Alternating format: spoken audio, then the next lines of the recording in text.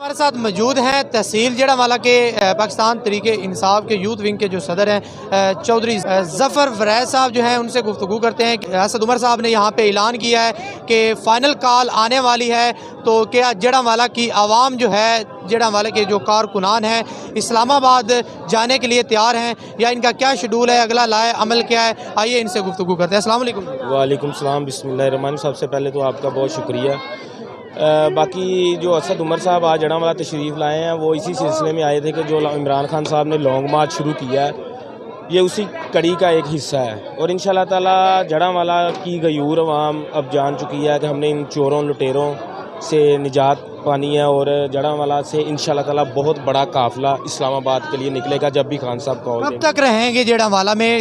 کیا انتظامات کر رہے ہیں جانے کے حوالے سے؟ جی، جانے کے حوالے سے ہم لوگوں کو کنوینس کا انتظامات کر رہے ہیں، اور اس کے بعد آگے جا کے جب ہم اسلام آباد پہنچیں گے وہاں سے ہماری جو پارٹی کی عادت ہے اس کی طرف سے بھی رہنے کا کھانے پینے کا انتظام ہے، لیکن بہت سارے لوگ اپنی مدد آپ کے تحت بھی انتظامات کر رہے ہیں۔ کب تک رہیں گے وہاں پہ اسلام آباد؟ ہم وہاں پہ انشاءاللہ تعالی جب تک خان صاحب ہمیں وہاں پہ اٹھنے کا حکم نہیں دیں گے ہم تب تک اسلام آباد میں ہی رہیں گے، اور انشاءاللہ تعالی ان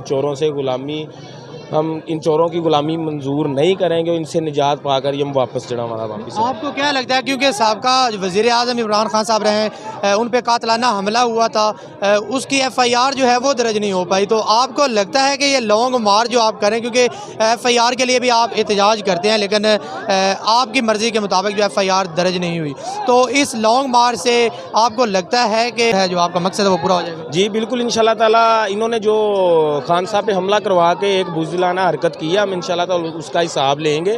اور جو ایف آئی آر کی رہی بات، ایف آئی آر تو یہ پاکستانی قوم جان چکی ہے کہ ایف آئی آر نہ کٹوانے کے پیچھے کون سے عناصر ہیں۔ لانگ مارچ جو ہے یہ آپ وہاں پہ دھرنا دیں گے، وہاں پہ بیٹھیں گے، تو الیکشن کی ڈیٹ آپ کو مل پائے گی؟ انشاءاللہ ضرور۔ عوام کی طاقت جو ہے نا وہ سب سے بڑی طاقت ہے، ٹھیک ہے۔ آج آپ نے دیکھ لیا جڑاوالا کتنا بڑا شہر ہے، کوئی تحصیل ہے ایک، ٹھیک ہے نا، تو اس تحصیل میں جو آج عوام کا جم غفیر تھا یہ ثابت کرتا ہے۔ انشاءاللہ تعالی ہم یہ جو لوٹے تھے ان کا بھی داخلہ بند کریں گے، اور ان کی آئندہ کرنے والی جو ان کی سیاست ہے ان کو بھی دفن کریں گے انشاءاللہ۔ وہاں پہ ڈنڈے کس کے تیار ہے، وہ تو انتظار کر رہا ہے کہ پی ٹی آئی کے کارکنان، پی ٹی آئی کی لیڈرشپ وہاں پہ پہنچے، اور ان کو ہم اسلام آباد میں داخل نہیں ہونے دیں گے، تو تیار ہے رانا ثناء اللہ کا مقابلہ کرنے کے لیے؟ رانا ثناء اللہ نے مذاق کرنا ہوتا ہے اور وہ مذاق کرتے جا رہے ہیں، اور انشاءاللہ تعالی خان صاحب کی قیادت میں پاکستان تحریک انصاف آگے بڑھتی جا رہی ہے۔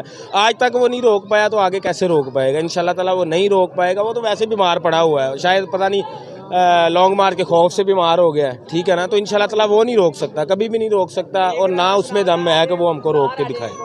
جی ناظرین، جس طرح آپ نے سنا کہ جڑاوالا کی جو عوام ہے لانگ مارچ میں شرکت کے لیے اسلام آباد پہنچنے کے لیے تیار ہے، خان صاحب کی کال کا انتظار کر رہے ہیں۔ رانا ثناء اللہ جو ہے وہ بھی دعوے کر رہے ہیں کہ ہم ان کو وہاں پہ انٹر نہیں ہونے دیں گے، آتا ہے تبھی پتہ چلے گا کہ کون جیتے گا اور کون ہارے گا۔ اسی کے ساتھ اپنے میزبان رائے محمد حمزہ کو اجازت دیجیے، اللہ نگہبان۔